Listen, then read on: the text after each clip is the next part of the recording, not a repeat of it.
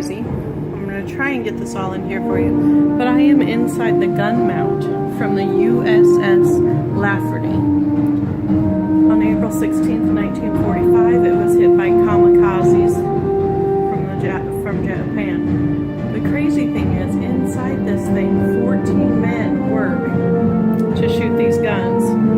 On that day, 6 of the men in here died. The rest that survived, and the ship, even after being hit that many times, never sunk, which renders it the nickname, the ship that would not die. It's pretty crazy because I can barely squeeze through this thing, and on that screen they play a show about it. I'm not going to play it because you should come here and see it. That was actually pretty amazing.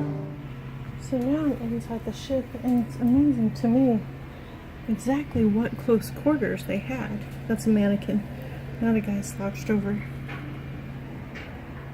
But I mean, it's pretty tight in here.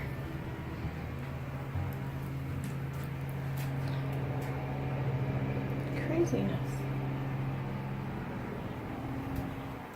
Oh. Here's a convenience store full of cigarettes and Spam and candy. Barbershop. An on-ship barbershop. Oh, there's the toilet. Look at them little tiny urinals. Enlisted aft heads. There's sinks. I'm assuming back there are stalls. There's a kitchen with fake food. At least they had fake pizza. And bread. Not much larger than a home kitchen. This gallery served 350 people 4 times. So now I'm down below, and this is the mess. I guess on MASH it was called a mess tent, but I guess this is a mess something. I don't know. It's where all the enlisted men go to eat. But check this out. You gotta step over these things, or you might just hurt yourself.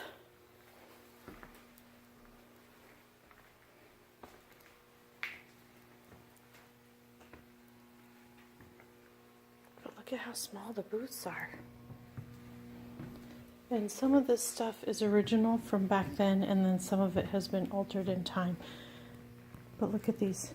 These are comic strips that were on the tables so they could entertain themselves while they waited for their food. And part of that, these ones are ones that are comic strips based on this ship and the things that happened to it. But apparently, back then there were actually really comic strips here for them to look at. There's a newspaper article about the ship.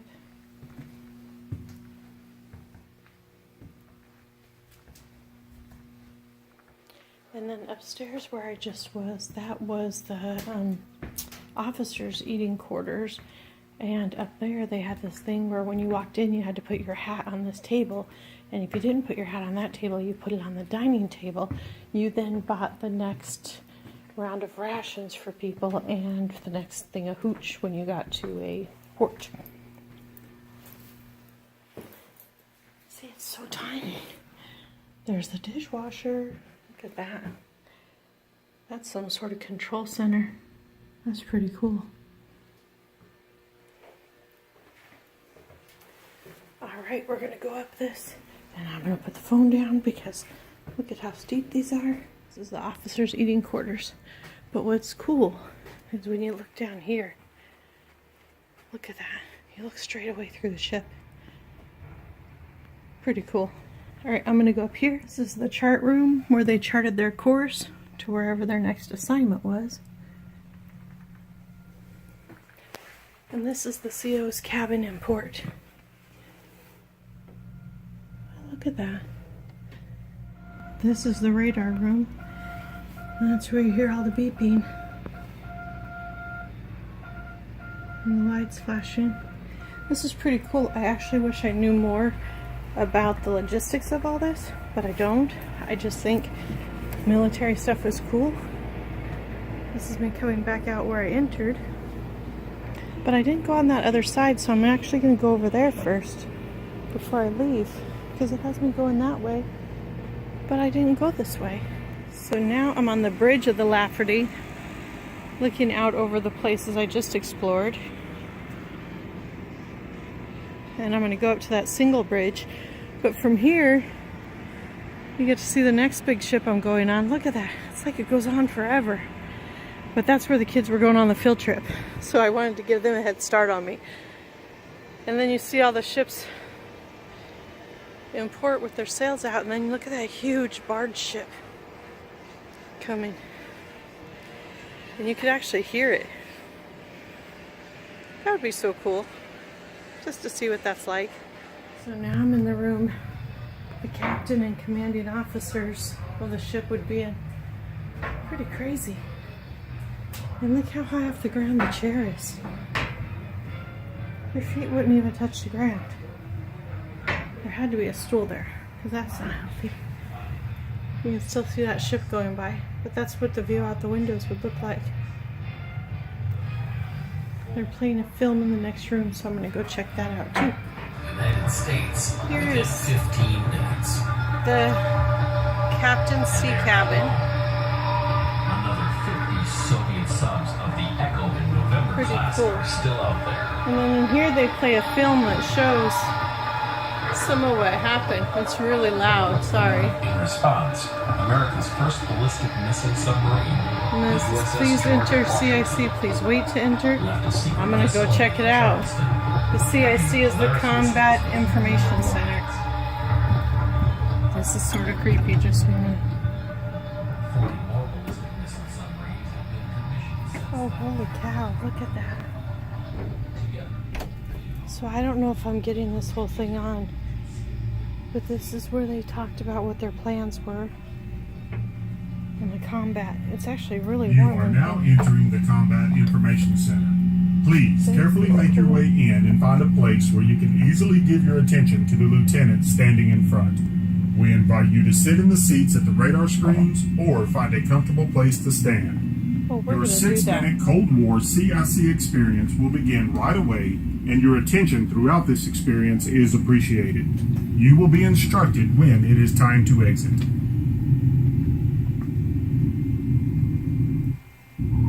Lieutenant Waters, report to the bridge. Welcome to the Combat Information Center, the nerve center of the ship and where all the action is. I'm Lieutenant Miller, and today we are monitoring activity out here in the Mediterranean. And with the Cold War, there's plenty of activity, particularly with the Russians. At present, we're tracking a Russian Tu-95 reconnaissance aircraft, also known as Bear, on our air search radar behind me. His coordinates are then manually tracked on the main plot board here. Soviet reconnaissance aircraft have been buzzing the fleet for days, and it looks like any minute that Bear will be flying right over us. Over the last several years, the Soviets' presence here has steadily grown. There he goes. Yeah, they love to photograph us and complicate our ops at the same time. Following that, Minosky? Now where you entered is the SP4 radar tech, and he keeps track of the surface ships around us. Until a contact is identified, right there. it's designated a skunk. And there are a lot of skunks out there, both warships and merchant ships. The techs on the SPAA radars directly in front of me track and monitor both air and Right surface there. activity, while those two plotting tables there track our position along with the other vessels around us. Okay, those are ours. A pair of F-4 phantoms from That's the the Saratoga. plotting table, They're on their way to escort that Russian Bear out of the Ares. and that's the guy at the We're in radio. Battle Condition 3 ASW. That's anti-submarine warfare. And we're in a search pattern investigating a possible sub-contact made by one of our sonar buoys. If there's anything down there, our sonar techs over there will find it. Sonar contact.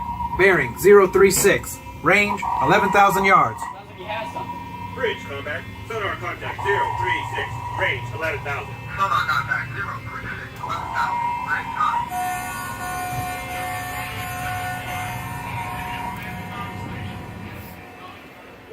That was actually really cool. This crazy looking thing, those are propellers, and this is actually the contraption.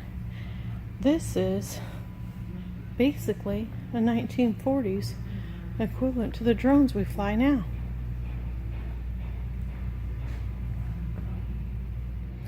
This is where they tracked everything that was shot down by this ship that they're aware of. They said sometimes they would shoot and not even realize that they had shot something down. This is pretty cool. So now I'm at the single deck, looking out onto the water.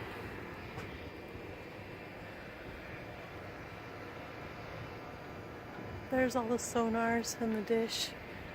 This stuff is pretty amazing. It shows you how long ago we actually really had some significant technology.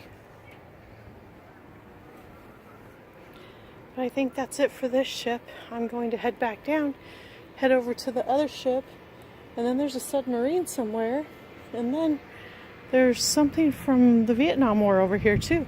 This is actually pretty cool. It is called Patriots Point. And after I do Patriots Point, I'm going to take a tour boat, I think, over to Fort Sumter. So I've always wanted to see what that is. You hear about it on the news all the time, but I never knew what it was.